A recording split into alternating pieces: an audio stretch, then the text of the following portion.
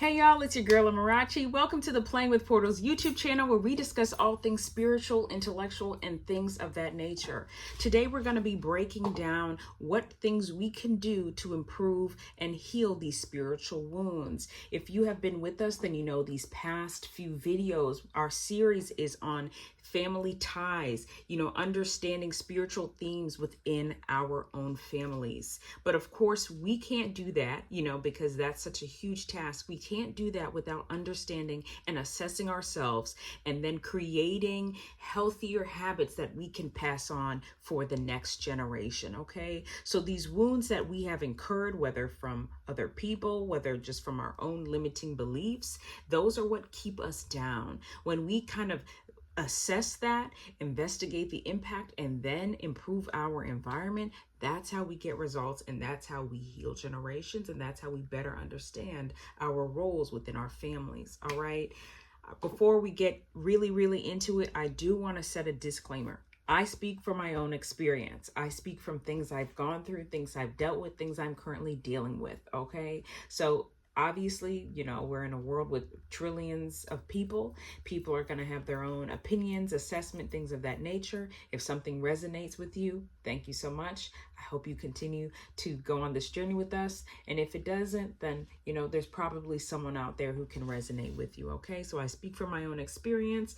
I don't claim to be the most well-versed person in things of the spiritual nature, but I have encountered a lot. I've dealt with a lot, still dealing with a lot. And I want to take people with me because I know there are other people with me who want to learn, who want to grow, who want to heal, who want to just go out there and kill it in a good way. All right, so let's go ahead and get started. If you are on part of the Playing with Portals email list, then you have received, or you should have received an email regarding this worksheet that I kind of created.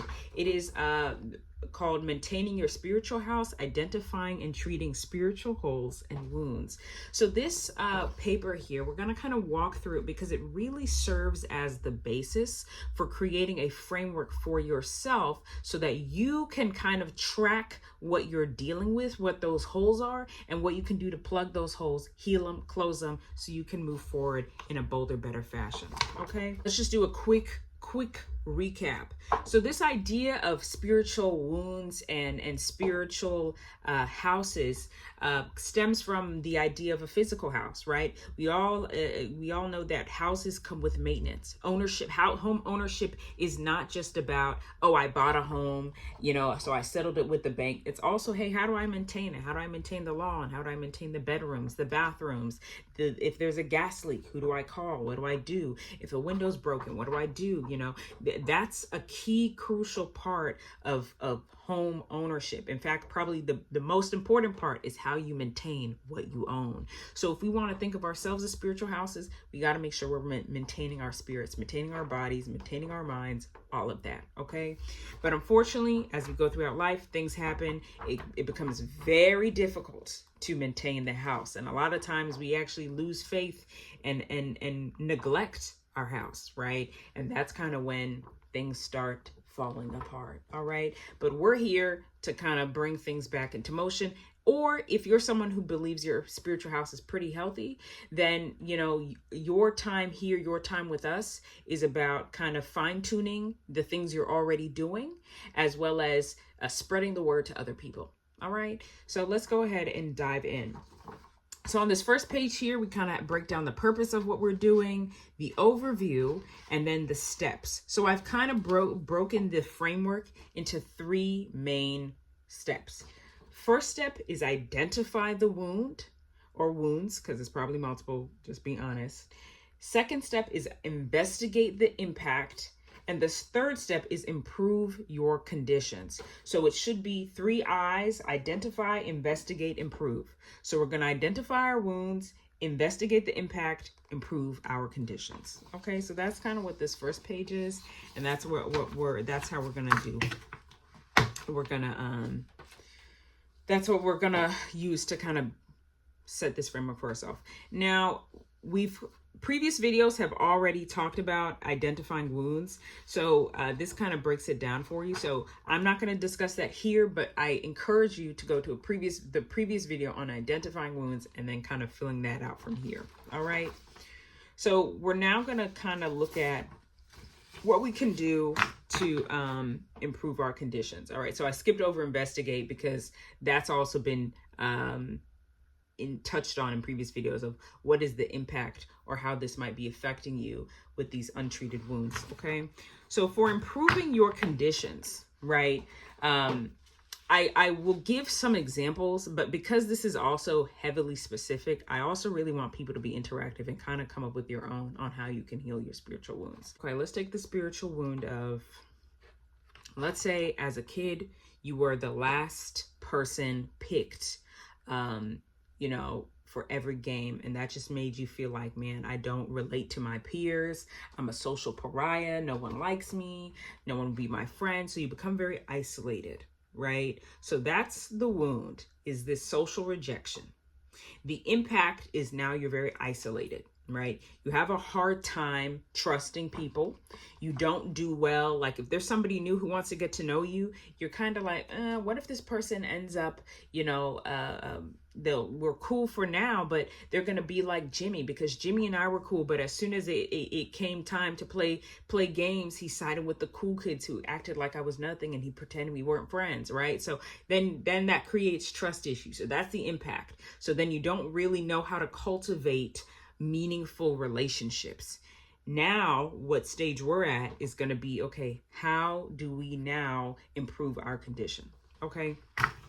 So for improving your spiritual house, or kind of getting to heal your spiritual wounds, I think the easiest thing is to always start with the physical. And what I mean by the physical is do those little things that people really kind of overlook, because those little things add up, right? So let's take this. Yes, the main issue is that you deal with social rejection and isolation. That's the main issue. But I would encourage you in that case, if you're, from me, once again, this is just my perspective. What I would encourage you is to then look at your personal space and see how you can upgrade that. Okay. So here's what I mean, right? So one thing could be, for example, if you have a messy room or your room is really messy, that is a little thing that dampens the spirit, right? Whether you realize it or not. So I would encourage you, hey, start making your bed. Obviously, social isolation is the big issue here, but I want you to start taking pride in you, right? And how we do that is by investing in those little things. So what I want you to do is start making your bed, okay? Make your bed every day. I want you to fold your clothes and put them away. I want you to vacuum your room, right? I want you to clean your bathtub, right? So these little things that kind of cultivate a self-pride. You might be like, what? But you find that when you do it every day, you start elevating your standards. And you're like, okay, every day I make my bed. So that is one way I build trust and standard within myself, because I know this is my standard. Having a neat bed. That's my innermost space. You understand what I'm saying? So that's kind of what I would recommend, or kind of how I personally approach spiritual wounds, is looking at those little everyday things, because obviously the big issue is the big issue. But when you want to tackle that, it's about how do I get in on my lifestyle so that my lifestyle is elevating me, right?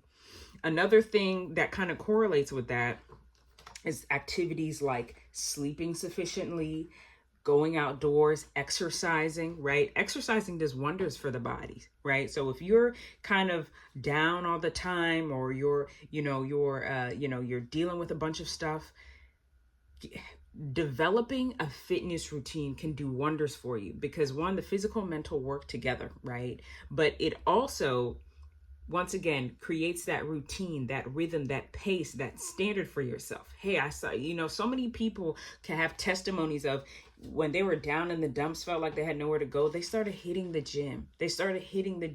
And that helped them cultivate a healthy relationship with yourself. So when it comes to spiritual wounds, I don't want you to think, man, this big event happened to me, this traumatic event happened to me, so I have to go straight at it. Because sometimes that's overwhelming, right? You're eventually going to need to hit it on, but you can literally start with what's around you. Hey, do I make my bed? No. Let me just start with that. I'd be leaving clothes on the floor. Let me start picking it up. Maybe every Tuesday is clothes pickup day.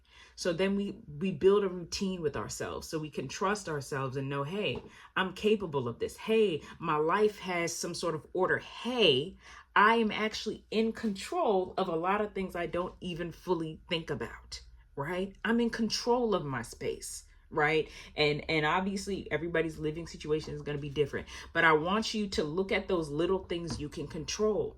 Another thing is how do you dress, right? How do you dress every day? If you're just, put on clothes you don't care about, of course, everyone's, view of fashion is different. But once again, if you're in that state where you really want to take yourself to the next level, you're like, man, I'm tired of this thing weighing on me. Elevate how you dress. So even if you're a sweatpants person, you can get you some nice sweatpants, some fly sweatpants, some cool matching sweatsuit set, or something, really comfortable and modern. There's a lot you can do with that, right? So it starts with honing in on those everyday things, looking at, okay, I could dress a little better. Okay. I could iron my shirt next time when I go out. Okay. I could maybe, style this with this, or try and pair this with this. Right. So once again, pour into those little things. That's my personal recommendation, or how I would approach healing with spiritual wounds, or how I approach healing my own spiritual wounds, is dealing with those things that you overlook. Dealing with those things that you like making your bed every day, like making sure that, you get your fitness in, doing daily walks, right? Walking every morning does wonders for the mental, especially when it's sunny out. Okay, let that sun hit you, get yourself going, doing a daily run, doing a daily jog, right? All of those things are foundational pieces to healing, because when we talk about healing spiritual wounds, we're not just talking about, oh, we're going to tackle this one thing and that's that. No, we're talking about raising the lifestyle, raising the bar in general. So that means that we're taking everything up, not just one aspect, we're taking everything up. All right. So that's the first part, in my opinion, of healing a spiritual wound, is starting with that everyday stuff, the physical actions, starting with those everyday things, and pouring and investing more in those things.